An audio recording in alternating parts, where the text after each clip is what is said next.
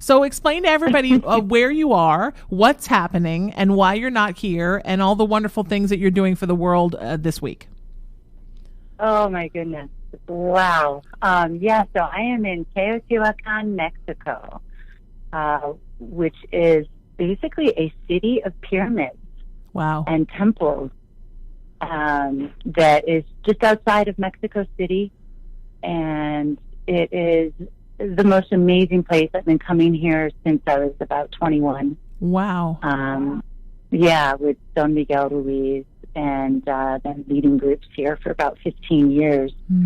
Just because, I try other places, and other places are wonderful and beautiful for retreats, but there's just nothing like the magic of Teotihuacan. Yeah. I mean, this place is laid out like the temples. Like, just imagine a place laid out like a spiritual map for your transformation, or a physical map for your spiritual transformation. It's just incredible. And this has turned into a group of all women. So, as you know, I'm always worried about leaving the men behind. I know. You're so worried about the men. I just need to say this formally one time on Shameless Feminine Speaks to you, Rebecca. In the history of humanity, men have not been left behind. I know this is a shocker for you, but I think that the men are going to be okay.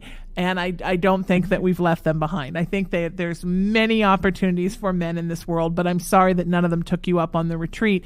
But you know what? You're moving into this new feminine place. You're moving into a new transformational place in your life since you moved to the City of Angels. And I'm not the least bit surprised you have all girls on this trip.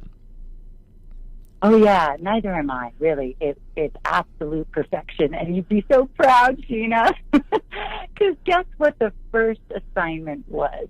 Oh, I can't wait to hear. Yeah. So, well, I channel, right? Sure. Like you do. Yeah. Some people, mediumship. So I got this huge download from Quetzalcoatl, who's the feathered serpent. Okay. Is the translation of his name. And there's an entire pyramid and a plaza of temples dedicated to Quetzalcoatl. Wow. And traditionally, this is where the apprentices begin in Teotihuacan. And you know me, I'm not a very traditional girl, so rarely do we do Teo like the way you're supposed to do Teo from start to finish, Sure. We kind of do whatever Spirit tells me to do. Well, Quetzal, as I lovingly call him, called me to him right away and said, no, you need to bring all the women here, and they need to bring all the men here and leave them here. And then your journey can begin. Okay.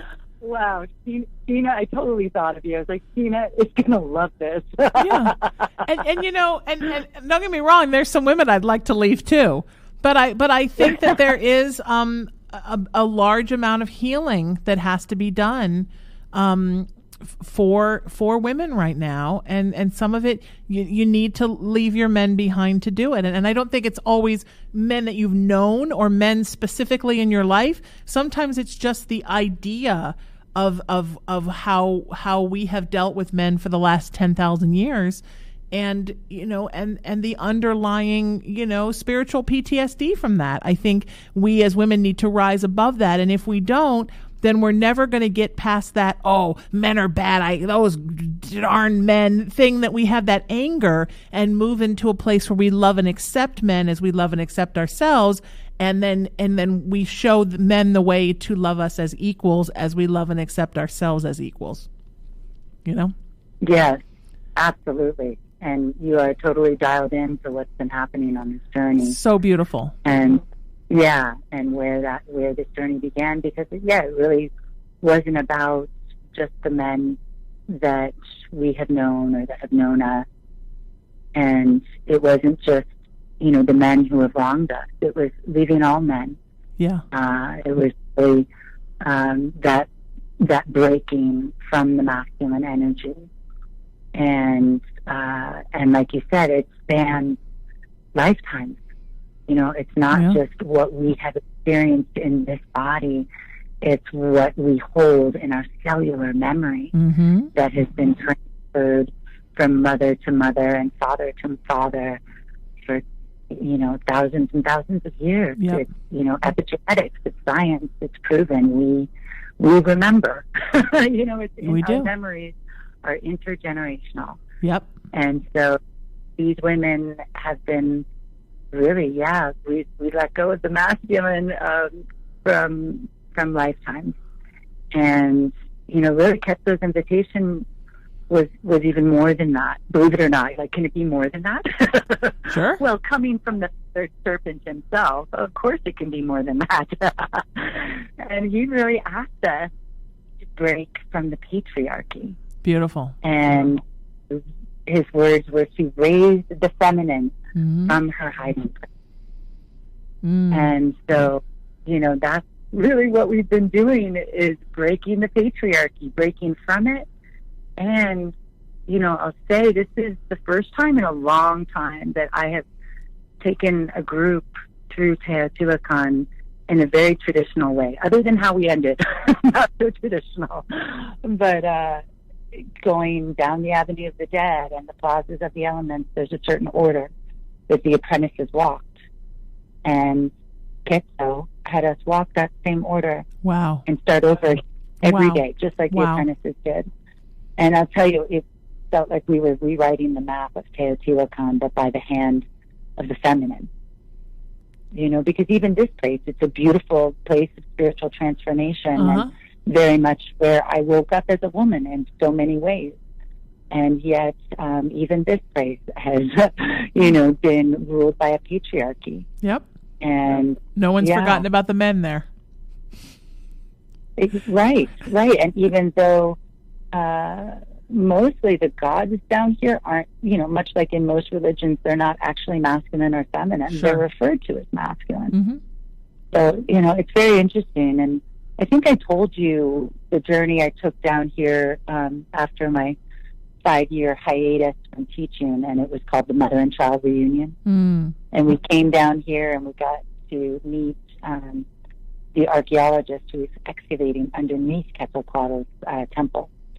And he revealed to us that, we really always thought it was a patriarchy here, but now that we're digging deeper, we're finding the mother everywhere. We're finding the feminine everywhere. And we suspect that actually the women it was a matriarchy. It was just that they ruled very smartly from behind the curtain. Fancy that. Very smartly. Well, like with a lot of Native American tribes, right? And also being of Irish descent, the Celtic tribes were oftentimes very much women ruled, but women, as women do rule, right? Sort of from behind the scenes. You go kill that boar, you big strong man, and then secretly, ruling. And I think that's even in the days when women ruled in ancient times, there was a covertness to it. And I think that's another thing that we're growing past now, is that shame of feeling like even when we rule and lead, we have to sort of do it in a way where we make men think that they're leading. What if we just honestly came right out and went, you know what? We're leading right now. Sometimes you lead and sometimes we lead, but we don't have to apologize for it. Exactly. And that was, so much of Ketzo's message was just, raise the feminine from her hiding place. Yeah. Beautiful. And so that's what we've been doing this whole time is, in part breaking from the patriarchy, but it was less about, down with the man. And, it was less about looking at the rules we've been following and bowing down to and the institutions that have been holding us. Rather, it was about really raising that feminine from her hiding place, just connecting to that and giving her a voice and letting her speak through. It's just been so powerful to allow that. And wow, just incredible. I am so impressed by these women, and I don't even know why, because of course they showed up. The perfection is always here on these journeys. The perfect people. Exactly. Show up. Every time, right? Yeah. Yep. Absolutely. The universe gives you exactly what you need. Yes.